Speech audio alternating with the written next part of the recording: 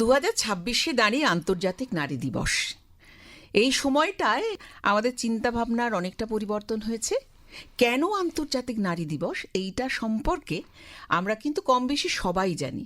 অধিকারের একটা লড়াই, মেয়েরা যে মেয়ে যে মানুষ, সেই অধিকারে লড়াই করতে গিয়েই একটা বিশেষ দিনকে নির্বাচন করা হলো আন্তর্জাতিক নারী দিবস।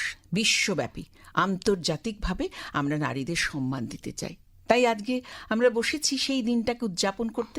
আমরা খুব নিজেদের ভাগ্যবান ভাগ্যবতী মনে করি, তার কারণ মানুষের সম্মানের যখন উদযাপন হয় তখন আমাদের নিজেদের মনে হয় যেন আমরা সত্যি বোধহয় পবিত্র।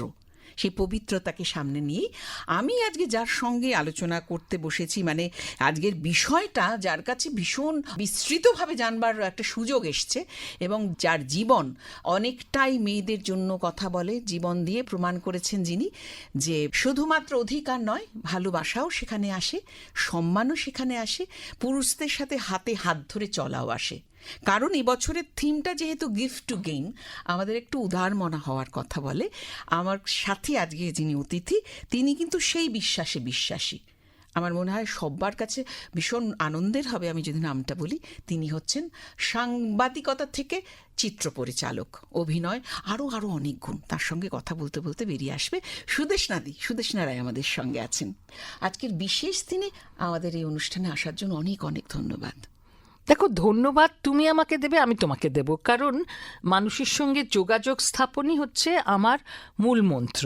আমি সারা জীবন ভীষণ টকেটিভ ছিলাম, স্কুলেও লেখা হতো অ্যাপ্ট টু বি টকেটিভ, আর তোমরা এখানে আমাকে কথা বলার একটা সুযোগ দিয়েছো, নিজে যা মনে করি সেগুলো আরও অনেকের মধ্যে ছড়িয়ে দেবার, তাই তোমাকেও ধন্যবাদ।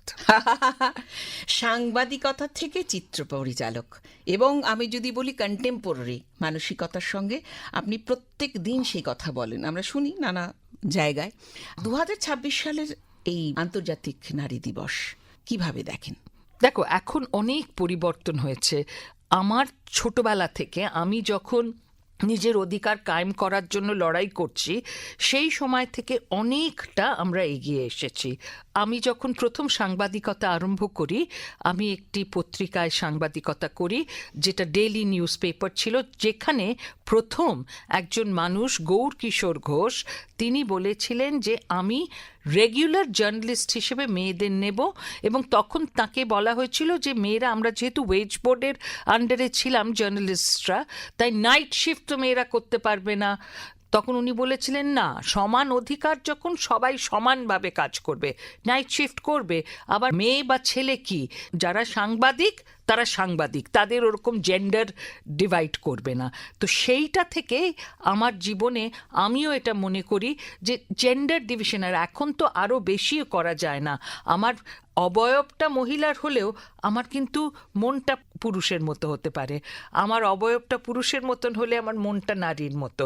তো আজকে আমরা মানুষের অধিকার চাই, এবং একটা জিনিস হচ্ছে যে মহিলাদের অধিকার নিয়ে এই যে স্পেশাল দিন বা এই যে আলোচনাগুলো, তার কারণ হচ্ছে বহু বছর ধরে আমাদের দমিয়ে রাখা হয়েছিল।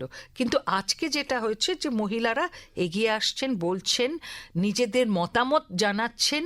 কিন্তু একটা জিনিস আমি আজও দেখেছি, লক্ষ্য করেছি, এখনো পুরোপুরি আমাদের ভারতবর্ষে মহিলাদের এই যে মনোভাব, এই যে অধিকার কায়েম করার জন্য তারা বলছেন, তখন না আমরা কিন্তু অনেক সময় তাদের নানান রকমভাবে হেলাফেলা করি।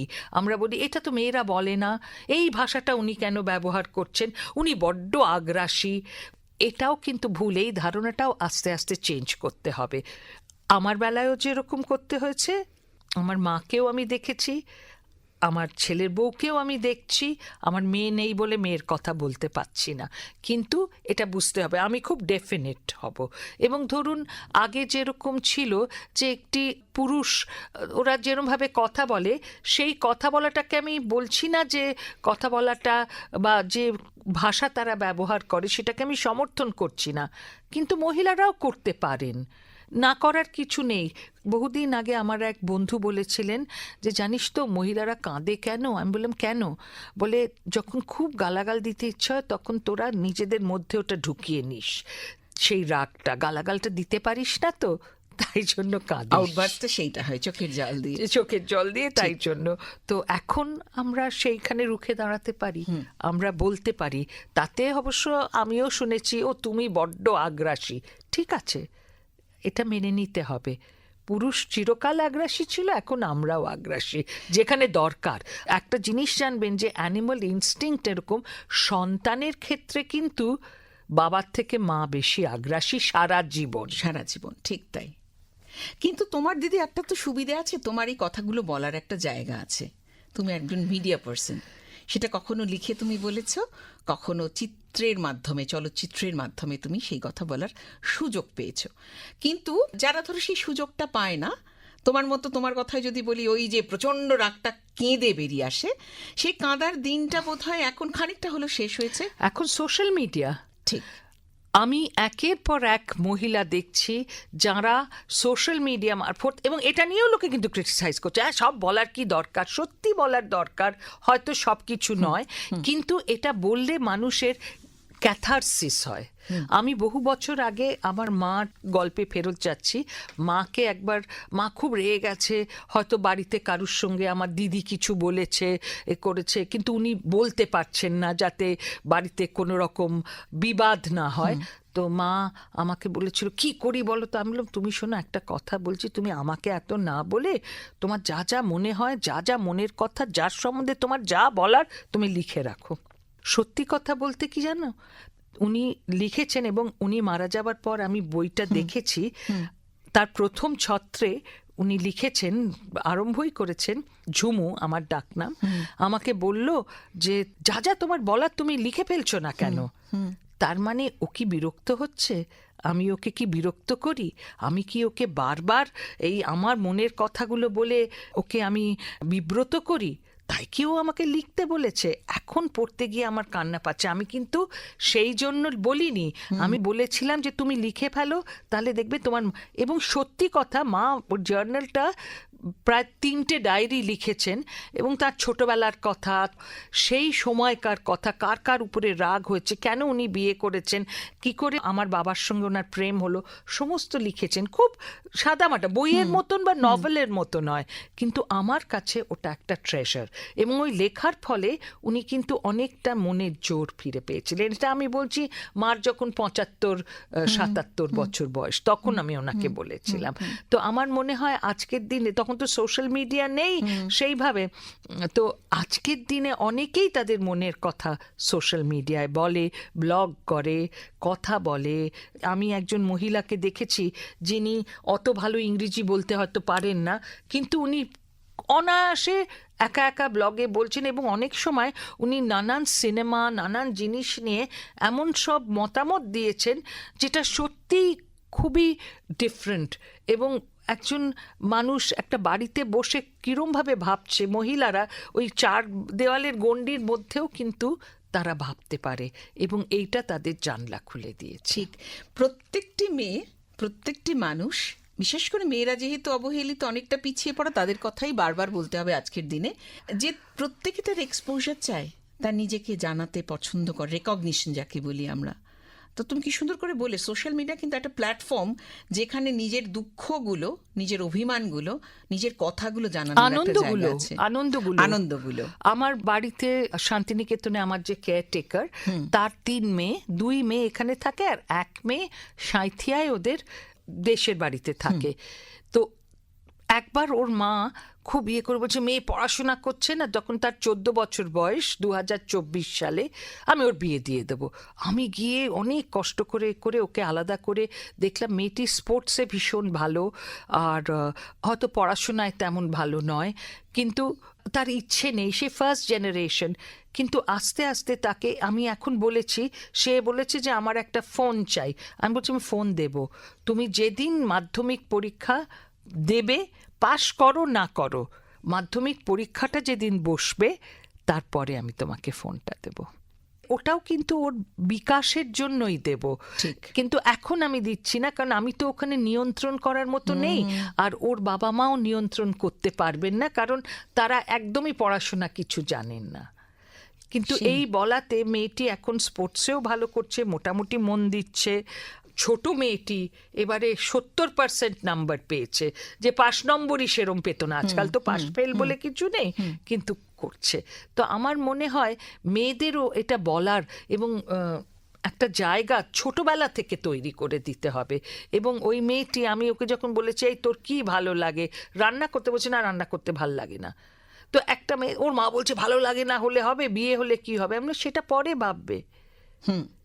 বিয়ের জন্য রান্না শিখতে হবে না, ও খেতে ভালোবাসে বলে রান্না শিখতে হবে, এই মানসিকতাটা চেঞ্জ করতে হবে। ঠিক।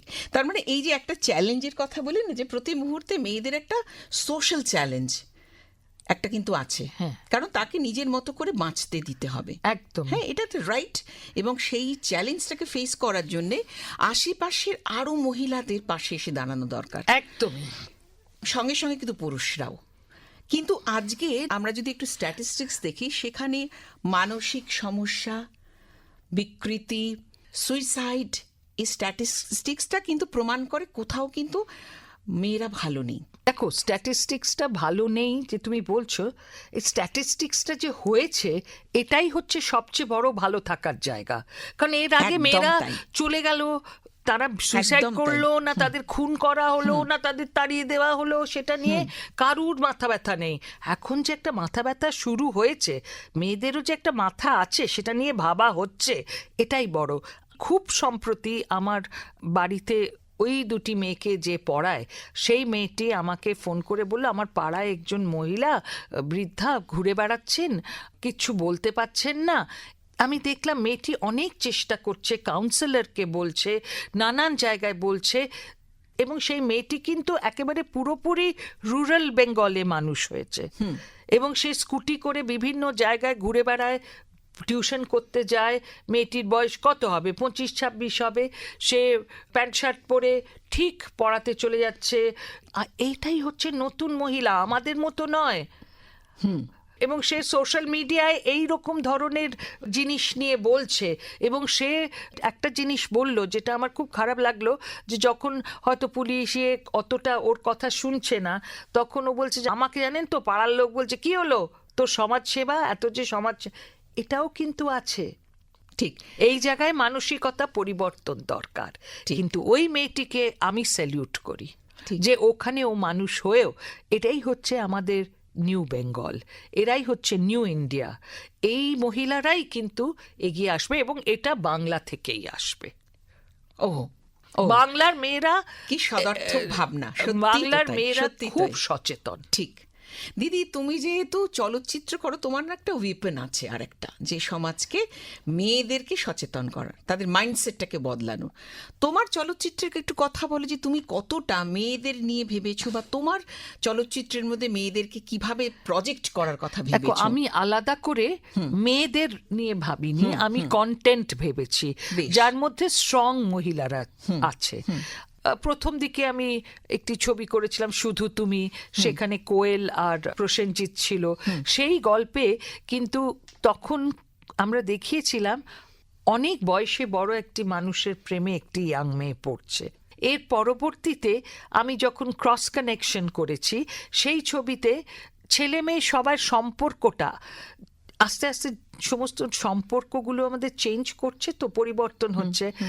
আমাদের সময়ও যেটা হতো লুকিয়ে চুরিয়ে, অনেক ওপেন হয়ে যাচ্ছে। তো আমাদের ওই ছবির ক্যাপশন ছিল বিয়ের আগে হানিমুন। মানে আমরা সবাই বেড়াতে যেতাম, ছেলেমেয়েরা একসঙ্গে, সবাই বলবো না, অনেকেই যেতাম, সবাই বললে আবার ভুল হবে, অনেকেই যেতাম কিন্তু বলতাম না।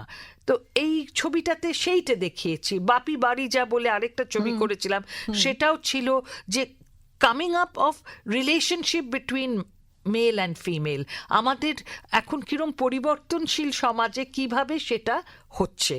এছাড়াও ধরো, আমি যখন কিছুদিন আগে একটি ছবি করেছি আপিস বলে, যেটি বাণী বসুর একটি গল্পের উপরে, দুটি মহিলা, দুই আলাদা স্তরের, তারা খুবই আধুনিক মহিলা আমি বলবো। একজন বাড়ির পরিচারিকা এবং বাচ্চাকে দেখাশোনা করে, আর আরেকজন হচ্ছে বাড়ির মালকিন ধরা, সে আবার কর্পোরেট সেক্টরে কাজ করে। তারও যেরকম অসুবিধে কর্পোরেট সেক্টরে, যে ধরনের প্রশ্নের সম্মুখীন হতে হয়, ছুটি নিলে, সুদীপ্তা চক্রবর্তী আর সন্দীপ্তা, সুদীপ্তারও সেরকম একই ধরনের সমস্যার মুখোমুখি হতে হয়। তো এটাই দেখাচ্ছি যে মেয়েরা এখন অনেক চেঞ্জ করে গেছে। এবং একটা জিনিস আমি বলছি, যে জিনিসটা বারবার লোকে, এটা না পুরুষতন্ত্রের একটা বীজ মন্ত্র। তারা বলে না মেয়েরা মেয়েদের বড় শত্রু, না, একেবারে না। এটা ওরা প্রথিত করার চেষ্টা করে, তা নয়। ঝগড়া হয় না, দুই পুরুষে ঝগড়া হয় না, দুই মহিলায়ও ঝগড়া হতে পারে, কিন্তু তার মানে এই নয় যে আমি তার এনিমি। এবং আমি সারা জীবন দিয়ে আমার সঙ্গে যেসব মহিলারা কাজ করেছে তাদের পাশে দাঁড়িয়েছি, তাদের যখন সাফল্য এসেছে আমি ঠিক ততটাই এনজয় করেছি। ঠিক। অনেক সময় হয় কি যে কিছু দুষ্টু পুরুষ আছে মহিলাদের মধ্যে, ওই ঝগড়াটা বাঁধিয়ে দিয়ে এনজয় করে। কিছু দুষ্টু মহিলাও আছে পুরুষদের মধ্যে ঝামেলা বাঁধিয়ে দেয়। এটা মানুষ। হ্যাঁ, হ্যাঁ, কিন্তু এই মহিলা দিবস বা আন্তর্জাতিক নারী দিবস, এটা হচ্ছে মহিলাদের একটা কোথাও জায়গা আছে, সেই জায়গা এবং অধিকারটা কায়েম করার জন্য। এবং বারবার সেটা বলতে হয় মানুষকে, যতই পরিবর্তন। এটা নিয়ে অনেকে অনেক সময় বলে যে কেন এখন এত বলার, এটাই তো মেয়েদের ছোট করা না। একটা আন্তর্জাতিক পুরুষ দিবসও হতে পারে, পুরুষেরও সমস্যা আছে, তাদেরও নানান রকম বলার আছে। আন্তর্জাতিক ট্রান্স দিবস আছে, সেই সব কিছু সেটা হতেই পারে। এটা একটা জাস্ট ওই দিনটায়, যেরকম আমার জন্মদিন, আমি তো জন্মেছি, প্রত্যেক জন্মদিনে কেন আমরা চেষ্টা করি পায়েস খাবো আর এ করবো, কারণ ওই দিনটায় একটা উদযাপন যাকে বলে, একটা নতুন করে। কিংবা নিউ ইয়ারে আমরা প্রতি বছরই রেজলিউশন নিই, ঠিক। হ্যাঁ, সেরকম। ঠিক। তোমার একদম ব্যক্তিগত কথা একটু আসি, যে ধরো তুমি সাংবাদিকতা দিয়ে শুরু করলে, তারপরে তোমার পথ চলতে চলতে তোমার পরিচালকের জায়গাটা, দু জায়গাতে তুমি খুব সাকসেসফুল। তোমার কেন আমি বলছি সাকসেসফুল, মানে আমি সেই ওইভাবে ক্যাটাগরাইজ করছি না, আমি যেটা বলতে চাইছি যে তুমি যখন লেখো তোমার একটা পড়তে পড়তে মুগ্ধতা আসে। তুমি যখন কথা বলো, তুমি একটা গল্প বলো, তোমাকে যখন সবাই দেখে, সেই গল্পটা শুরু থেকে শেষ পর্যন্ত এত টান, তুমি শুরু করলে অনেক সময় মনে ভেঙে গেল, না আর থাক, অন্য জায়গায় চ্যানেল চেঞ্জ করি, বা মানে আমাদের সোশ্যাল মিডিয়াতে অন্য জায়গায় চলে যায়, কিন্তু তোমার শেষ পর্যন্ত তোমার গল্পটা শুনতে ভালো লাগে। এবং সেটা যখন চলচ্চিত্রায়িত হয় তখন ঠিক সেইটাই রিফ্লেক্টেড হয়, তোমার ভাবনাটা, এই যে কোয়ালিটিটা কিংবা তোমার প্রফেশন চেঞ্জটা, এইটার গল্পটা তুমি একটু বলো। তুমি আজকের দিনেও সেই কাজটা করে যাচ্ছ, এটাও তো একটা মানে সাকসেসের একটা জায়গা। ছোট একটা বলি, আমি কিন্তু কোনোদিন যে চলচ্চিত্রে আসবো এবং আমাদের সময় সাংবাদিকতাটাকে পেশাই হিসেবে মনে করা হতো না। ইনফ্যাক্ট তোমার জামাই কি করে, সে ডাক্তার, ইঞ্জিনিয়ার, হয়তো ব্যাংকে চাকরি করলে ভালো জামাই, কিন্তু সাংবাদিক, আমার নিজের শাশুড়ি আমায় বলতেন, আমার হাজব্যান্ডও সাংবাদিক, বলতেন গভর্নমেন্ট সার্ভিস ছেড়ে ও সাংবাদিকতা করছে, সুতরাং সাংবাদিক হব আমি ভাবিনি। কিন্তু যখন এই জগৎটা খুলে যায় আমি যাই, এবং আমি বলবো যে আমি খুব ভালো ভালো জায়গায় ভালো ভালো শিক্ষকের কাছে সাংবাদিকতা শিখেছি। আমি এমজে আকবরের কাছে শিখেছি, গৌরদার কাছে শিখেছি, আমার খুব কাছের বন্ধু সুমন চট্টোপাধ্যায়ের কাছে শিখেছি, তারপরে রঞ্জন বন্দ্যোপাধ্যায়, এর পরবর্তীতে অপর্ণা সেন। উনি যদিও সাংবাদিক নন, কিন্তু অপর্ণা সেনের মানসিকতাটা একেবারে খুব ওপেন, ওনার মধ্যে উদারতাটা খুব বেশি, এবং উনি সময়ের সঙ্গে তাল মিলিয়ে চলতে পারেন, কিন্তু তার মানে এই নয় যে উনি ওনার সময়ের, ওনার সংস্কৃতির, ওনার বিশ্বাসকে একেবারে উড়িয়ে দেবেন, তা নয়। তো এইগুলো ওর কাছে শিখেছি। আরেকজনের কাছে শিখেছি আমার মা। তো সাংবাদিকতা করতে করতে 1994 সালে আমাকে হঠাৎ করে স্যাটেলাইট টিভি আসায় প্রসেনজিৎ চট্টোপাধ্যায় আমাদের একটা ম্যাগাজিন প্রোগ্রাম দেয় টেলিভিশনের জন্য। এর আগে সেরকম কোনো ম্যাগাজিন প্রোগ্রাম হতো না। সেই থেকে আমার সঙ্গে অভিজিতের যোগাযোগ, আমি ওখানেও সাংবাদিকতা করি, তারপরে চাকরি ছেড়ে দিয়ে অডিও ভিজুয়াল করি। সেখানে আমরা দুজনে মিলে যেমন মহিলা প্রোগ্রামও করেছি, তাই নিয়ে অনেক সময় হাসাহাসি করতেন প্রসেনজিৎ, বলতেন তোরা তো মহিলা প্রোগ্রামের মৃণাল সেন সত্যজিৎ রায় হয়ে গেছিস। তো এই নিয়ে আমরা বলতাম তাহলে আমাদের মধ্যে আর্গুমেন্ট হতো কে মৃণাল সেন কে সত্যজিৎ, বেশ, বেশ। তো এইরকম মজা হতো। হ্যাঁ। যাই হোক, সেইটা থেকে আস্তে আস্তে ফিকশন, এখানে ঋতুপর্ণ ঘোষ আমাদের খুব হেল্প করেছিল। ও একটা সিরিয়াল ছেড়ে দেবার পর বলে যে এইটা রানা সুদেশনা, মানে আমি এবং অভিজিৎ ডিরেক্ট করব। সেই আমাদের ফিকশন করতে করতে প্রসেনজিৎ চট্টোপাধ্যায় আবার আমাদের একটা ফিকশন দেন। এই করতে করতে 2000 আমি ঋতুরও অ্যাসিস্ট্যান্ট হিসেবে কাজ করতাম, চোখের বালি অবধি করেছি।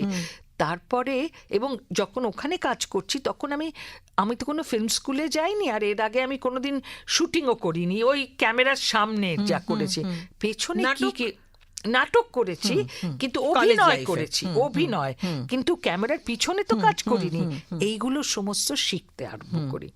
2003 সালে একজন প্রডিউসার বলেন যে আমাদের একটা স্ক্রিপ্ট শুনে যে ঠিক আছে, আমরা বলেছিলাম আমরা প্রসেনজিৎকে নিয়ে আর নতুন নায়িকা নিয়ে ভাবছি। বলে প্রসেনজিৎ করবে? আমি না, হ্যাঁ। বলো তাহলে ছবিটা করব। আমরা গিয়ে প্রসেনজিৎকে বলি, ওনার সঙ্গে প্রডিউসারের দেখা হয় এবং প্রসেনজিৎ বলেন যে 1.5 টাকা দিলেও আমি রানা সুদেশনার ছবি করব। সুতরাং এই ছবি করায় ওর প্রতি আমার কৃতজ্ঞতা খুব বেশি।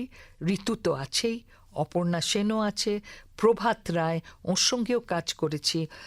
এবং প্রভাতদার একটা অন্য, মানে ওনার মধ্যে না একটা খুব সুন্দর মেলবন্ধন ছিল, বাণিজ্যিক এবং আছেও বাণিজ্যিক ছবি, এবং তার সঙ্গে সঙ্গে একটা ভীষণ গভীর থটও, কারণ উনি লাঠির মতন ছবি করেছেন।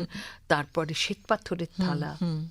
তো এরপরে 2004 থেকে সেই যে আরম্ভ করি, আমরা টেলিভিশনে কাজ করতে থাকি, টেলিভিশনে বহু ছবি করেছি এবং আমরা সবসময় চেষ্টা করেছি একটু অন্য ধরনের কাজ করতে। 3 ইয়ারই কথা বলে আমাদের দ্বিতীয় যে ছবিটা, সেটা পুরো ছেলেদের নিয়ে, এবং সেখানে কিন্তু ছেলেরা মেয়েদের কিভাবে দেখে সেই সব নিয়েও আমাকে অনেকে বলেছে এটা খুব অ্যান্টি ফেমিনিস্ট, তোমরা কেন এরম দেখালে যে ওরা এই ছেলেরা মেয়েদের মানে যৌন বাসনা সেই দৃষ্টিতে দেখছে। আমি বললাম সেটা দেখে, আমি তো সিনেমা হচ্ছে, আমি তো এখানে কোনো ভ্যালিউ জাজমেন্ট করছি না, সিনেমা হচ্ছে যেটা হচ্ছে রিফ্লেকশন, ইতিহাস, তাই তো। এবং এখন আস্তে আস্তে পরিবর্তন হচ্ছে। ঠিক। এই যে আমাদের বাংলা ফিল্ম ইন্ডাস্ট্রি যদি কথা বলি, আমি যদি তোমাকে এরমভাবে representative of Bengal film industry, সেই ক্ষেত্রে ধরো আলাদা করে কোনো মেয়েদের ওপর চলচ্চিত্র ভাবার কথা বলবো না, কিন্তু কৌশিক গাঙ্গুলির মতো পরিচালক যে দুটো উপহার দিয়েছেন, তো বিসর্জন বা এইগুলো না দেখে মনে হয় যে বাপরে, মানে মারাত্মক, মেয়েদের এত গভীরভাবে দেখা। কৌশিক শুধু ওই দুটো না, কৌশিক বহু ছবিতে খুব গভীরভাবে দেখেছে। হ্যাঁ হ্যাঁ, সেই যে গভীরভাবে দেখা, মেয়েদের মধ্যে তো স্তরগুলো মারাত্মক, এবং ভ্যারাইটি এবং তাদের ইন্টেলিজেন্স, অথচ সেখান থেকে ডেপ্রিভেশন, সবটা মিলিয়ে মিশিয়ে মহিলাদের অনেকভাবে এক্সপ্লোর করা যায়। শুধু আজকের সময় 2026-এ আমি যদি বলি যে তুমি সেই ইন্ডাস্ট্রির অনেক খবর রাখো, বা সেইটা নিয়ে তোমার কাছে মতামত নিতে আমাদের ভালো লাগবে। তুমি একটু বলো না সেরকম কি পরিস্থিতি, একেবারে পুরো মেয়েদের কথা ভেবে যারা করছেন। দেখো, মেয়েরা এখন অনেক বেশি, দেখো ছবি করার জন্য বলছি না, সেরকম পুতুল নাচের রীতিকথা সুমন মুখোপাধ্যায় করেছে, মহিলাদের নিয়ে ছবি বহু পুরুষ করেছে, অপর্ণা সেনও করেছে, ঋতুপর্ণ ঘোষও করেছেন। কিন্তু আমি এবং অভিজিৎ সবসময় ডিসাইড করেছি যে আমরা ওইরকম ভাবে আলাদা করে মহিলাদের নিয়ে ছবি করব না। আমরা মহিলা পুরুষ দুজনকে নিয়ে, আপিসটা মহিলাদের নিয়ে ছিল কিছুটা বলতে পারো, কিন্তু সেখানে পুরুষের অ্যাঙ্গেলটাও দেখানো হয়েছে। একদম, হ্যাঁ, আমি সেটাতে বিশ্বাসী। আর তুমি যদি বলো যে আজকে মহিলাদের অবস্থান কি আমাদের এই ফিল্ম ইন্ডাস্ট্রিতে, সেটা আমি বলবো যে অনেক বেশি মহিলা টেকনিশিয়ান এখন কাজ করছেন। হ্যাঁ, মানে আমি যখন শুরু করেছি ইউনিটে, আমি এবং হেয়ার ড্রেসার মহিলা ছাড়া আর সব অ্যাক্ট্রেস ছিল। হ্যাঁ, মানে মহিলা যদি বলো, আস্তে আস্তে আস্তে আস্তে এখন প্রত্যেক ইউনিটে প্রায় একটা করে মহিলা অ্যাসিস্ট্যান্ট থাকেই, কস্টিউম আছে, ডিরেকশনে অনেক মেয়ে এসেছে, তারা সিরিয়াল ডিরেক্ট করছে, ছবি ডিরেক্ট করছে, ক্যামেরাতে এসেছে, এডিটিংয়ে এসেছে, ফিল্ম মেকিং, ডকুমেন্টারি তো বহু মহিলা ন্যাশনাল অ্যাওয়ার্ড পাচ্ছেন। এবং আমি মনে করি যে আস্তে আস্তে আমাদের অন্যান্য ফিল্ডেও মহিলাদের আসা দরকার। মেকআপ আর নাটকেও তো অনেক মহিলা এখন মেকআপ আর হেয়ার পরিচালিকা ড্রেসার, এসছে। কিন্তু যদি ক্যামেরাম্যান বা ডিওপি যদি ক্যামেরা পার্সন বা ডিওপি যদি মহিলা হতে পারে, একজন ইলেকট্রিশিয়ানও কেন মহিলা হবে না? ঠিক, এইটাই আমার প্রশ্ন। বিদেশে তো আছে। কিন্তু আমার প্রশ্ন অন্য, আমার হচ্ছে যে তুমি যে সময় থেকে পরিচালিকা, চলচ্চিত্রের পরিচালিকা হিসেবে এসছো, অপর্ণা সেন তো ওই ওই জায়গাটা আমি ছেড়েই দিলাম, ওনাকে আমি ওই জায়গা, কিন্তু তোমার সময় সত্যি সত্যি তাই অনেকেই তো না ছিল না, কিন্তু এখন অনেক আছে। বিদুলা আছে, পৃথা আছে, নন্দিতা দি। সেই জন্য সেটাই আমার প্রশ্ন, যে তোমার এই যে পরিচালনা, তোমার সময়ের আমার সাংবাদিকতার একটা ছিল- প্রফেশনটা, তোমার পেছনে কাদের দেখে তুমি দেখার কিছু অনুপ্রাণিত ছিল না, হয়েছো? অনুপ্রাণিত না, আমি ঢুকে গেছিলাম। হ্যাঁ, মানে ওই কাজ করতে করতে আমি যা নতুন তাই করি, আমাকে যে যা কাজ তোমার দেয়। পরিবার কি কথা বলে? আমার পরিবারে আমি তো আগে ডাক্তার হবো ভেবেছিলাম, তারপরে সেটা যখন হলো না, আমার মা আমাকে কোনোদিন বাধা দেয়নি। বেশ। আমার যখন 21-22 বছর বয়স, তখন আমি আমার জীবনে একটা পরিবর্তন আসে, আমার একটা বৈবাহিক সম্পর্ক ভেঙে যায়। তো আমার মা আমায় বলেছিলেন তখন যে বিয়ে করা মানে এই নয় পোশাক বদলানো। হ্যাঁ, সুতরাং আমি তোমার পাশে দাঁড়াচ্ছি, কিন্তু তোমাকে নিজের পায়ে এবার দাঁড়াতে হবে। তো তখনই আমি সাংবাদিকতাতে ঢুকি।